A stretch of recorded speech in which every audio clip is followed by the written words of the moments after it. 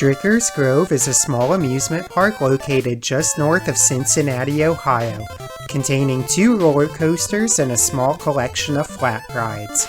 Unlike most parks which operate seasonally, Stricker Grove typically only operates for private events.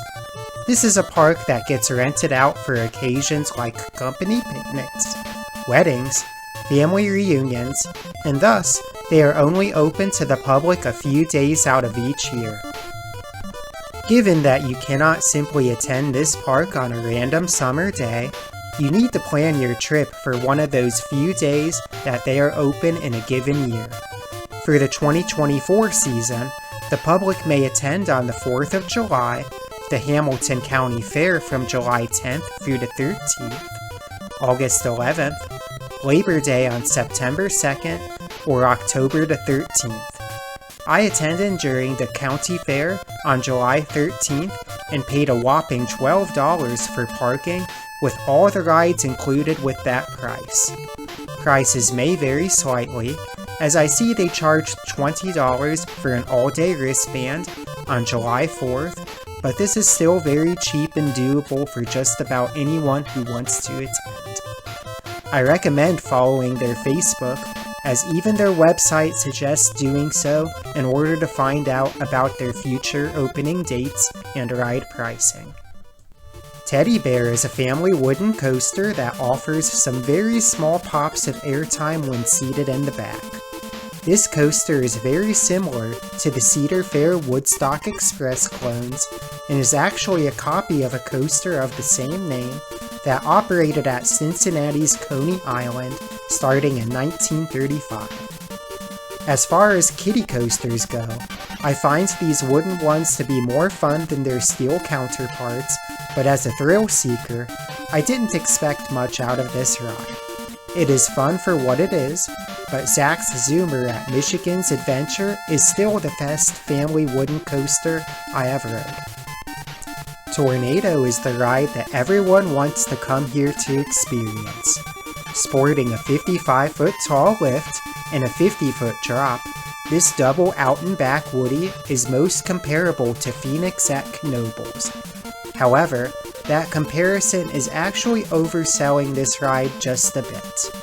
Whereas Phoenix has abundant airtime and a finale that often has you standing in the valleys on its final bunny hills, Tornado's airtime is limited to just a few select moments on the ride. Starting with the front row experience, after the drop you get a nice pop of airtime as you go into its first and second turnaround. Unfortunately, the section of track in between those moments does nothing, no matter what row you are in. Then, halfway through the ride, suddenly, it cranks it to 11 with this insane airtime moment. In the front row, you experience ejector that I would say most compares to the second part of the double down on Kennywood's Jackrabbit in the back row. Yes, this moment is that strong in the front row. You then turn into the ride's finale with one more ejector hill that hits hard before the ride finishes. In the back row, the first drop gives you some nice airtime, but the first half is completely dead until you hit that violent airtime moment in the middle of the ride.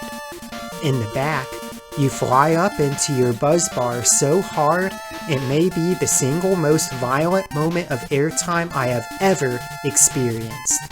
It borders on uncomfortable, but very much still worth the experience. That final airtime hill is also amazing in the back, but overall, I prefer the front row as the ride offers more airtime moments in that seat compared to the back.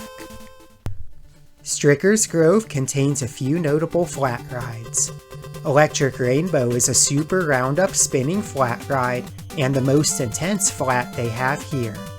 These are very fun rides but not recommended for anyone who may get motion sickness. Located nearby, they also have some classic Bish Rocco flying scooters. These are always fun, but unfortunately, this installation runs far too slow for you to be able to snap on the ride. If you want a faster experience on flying scooters, you will unfortunately have to make your way to Carowinds or Knoebels to ride theirs. However, they do give you a longer ride time than the Kings Island ones does with their more modern Larson flying scooters. They have a swinging pirate ship, which provided a fun experience with floater airtime at its apex. Tip Top was another spinning flat ride, this time with individual spinning seats that are manually controlled by the riders. I would recommend this one with a friend, as I had a bit of trouble getting the car to spin when riding alone. Some notable rides I passed on included a train ride around the park, a very good attraction for kids, as well as a Ferris wheel and a carousel. As I attended during the Hamilton County Fair, they had a few other interesting attractions going on, including a show, a grill out with some good food, and an animal expo. I personally got to handle a snake, a boa constrictor, which I would love to own someday. Stricker's Grove was very fun for the rides it had to offer. Tornado is the star attraction at this little park and a really fun experience overall. Again, I suggest following their Facebook for updates on their public opening dates as well as pricing to ensure that you are well prepared for a trip here. I spent about 3 hours at this park and spent the rest of my day at Kings Island, which is only about a half hour away. Thank you again for watching the Coaster Serpent. Like and subscribe if you enjoyed this video. Thank you.